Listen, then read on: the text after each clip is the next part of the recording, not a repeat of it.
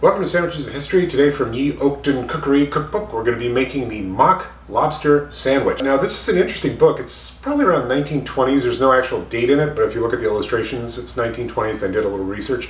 And it is a compendium of recipes put together for the Oakton School in Evanston, Illinois by the PTA, for the PTA. This recipe was submitted by Mrs. Sophie Eckert. So the mock in our mock lobster sandwich is halibut, and yes, it specifically calls for halibut, and it says to boil it for 15 minutes with enough water to cover, a teaspoon of salt, and a teaspoon of vinegar. Then we have to let that cool completely. Okay, so the fish cooled completely, and our next step was to chop coarsely, so I did that, and now we're to add canned pimentos and mayonnaise to moisten.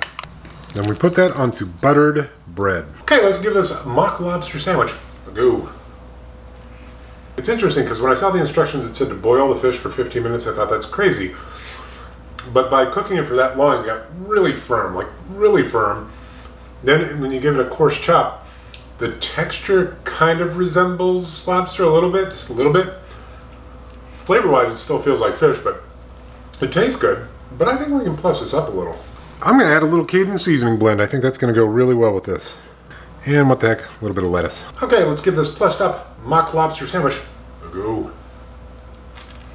Cajun seasoning, mayonnaise, fish, pimentos, a little bit of lettuce. Tomato would have been nice in here, but I don't have any right now. I ran out.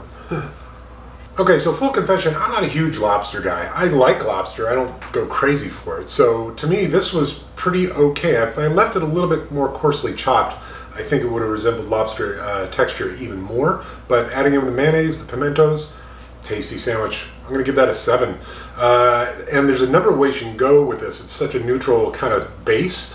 You could have gone Old Bay, we could have gone with Thai flavors, we could have done a whole bunch of things. I did Cajun and lettuce, and to me that bumps it up to about an 8.5.